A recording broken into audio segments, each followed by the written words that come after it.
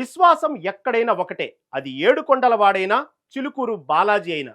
కానీ అమెరికా లాంటి అగ్రరాజ్యాల్లోని కొందరు నాయకులకు భారతీయ భక్తిభావం, ఇక్కడి సంస్కృతి ఒక్కోసారి అర్థం కాదు సరికదా, అహంకారపూరిత విమర్శలకు దారితీస్తుంది. తాజాగా హైదరాబాద్లోని ప్రసిద్ధ వీసా గార్డ్ చిలుకూరి బాలాజీ ఆలయంపై అమెరికా సెనేటర్ ఎరిక్ స్మిత్ చేసిన వ్యాఖ్యలు ఇప్పుడు ప్రపంచవ్యాప్తంగా ఉన్న తెలుగు వారిని, ముఖ్యంగా ఎన్ఆర్ఐ వర్గాల్లో మంటలు పుట్టిస్తున్నాయి. అసలు ఒక అమెరికా సెనేటర్కు మన హైదరాబాద్లోని గుడితో పనేంటి? ఆయన ఏమన్నారు? వీసా గార్డ్ను ఎందుకు టార్గెట్ చేశాడు?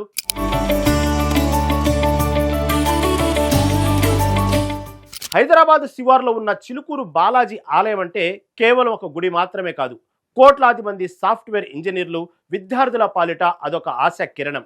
అమెరికా వీసా ఇంటర్వ్యూకి వెళ్లే ముందు ఈ గుడిలో 11 ప్రదక్షిణలు చేసి, వీసా వచ్చాక 108 ప్రదక్షిణలు చేయడం ఇక్కడ దశాబ్దాలుగా వస్తున్న ఆనవాయితీ.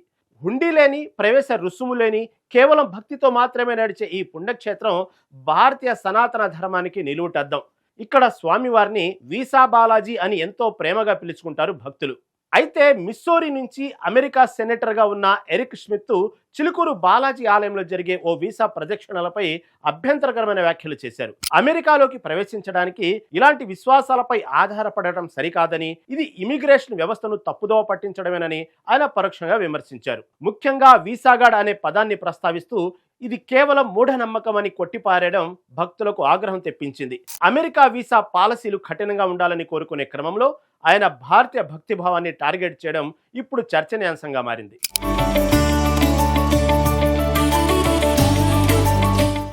అమెరికన్లకు జాబ్స్ రాకుండా H1B వీసాల మాటున భారతీయులు ఉద్యోగాలను కొల్లగొడుతున్నారని అమెరికా సెనేటర్ ఎరిక్ స్మిత్ విమర్శించాడు.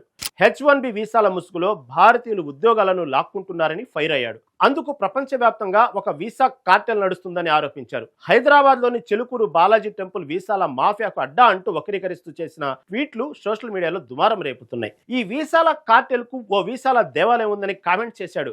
వీసాల కోసం భారతీయ యువతీ యువకులు ఆ గుడి చుట్టూ తిరుగుతుంటారని రాసుకొచ్చాడు. వీసా రావాలని అక్కడికి వెళ్లి ఆశీర్వాదాలు తీసుకుంటారని ఎద్దేవా చేశాడు. అంతేకాదు, చిలుకూరు బాలాజీ టెంపుల్ ఫోటోను నెట్టింట్లో పోస్టు చేశాడు. $1 బిలియన్ డబ్బు AI ట్రైనింగ్ కోసం భారత్ కు వెళ్తుంది, అందుకు అమెరికా సబ్సిడీలు ఇస్తుందంటూ తన పైత్యాన్ని బయటపెట్టాడు. H1B, L1, F1 వంటి వీసాల వల్ల అమెరికా లోకల్ శాలరీ వ్యవస్థలను దెబ్బతీస్తున్నాయని చెప్పారు. తక్కువ శాలరీలకు భారతీయులు రావడంతో టెక్ కంపెనీలు అమెరికన్ విద్యార్థులను పక్కన పెట్టి భారతీయులకు ప్రయారిటీ ఇస్తున్నారని రుసరుసలాడాడు. ప్రతిభ కంటే జాతి పక్షపాతం పెరిగిపోతుందని తనదైన శైలిలో విమర్శలు చేశాడు. అలాగే అమెరికాలో విదేశీ విద్యార్థుల్లో సగం మంది ఇండియన్స్ అని చెప్పాడు. వారంతా పన్ను చెల్లింపుదారుల నిధులతో రాయితీ వర్క్ పర్మిట్లను పొందుతున్నారని, చదువు పూర్తయ్యాక H1B పొందుతున్నారని, ఆ తర్వాత గ్రీన్ కార్డు కోసం పోటీ పడుతున్నారని ఫైర్ అయ్యాడు.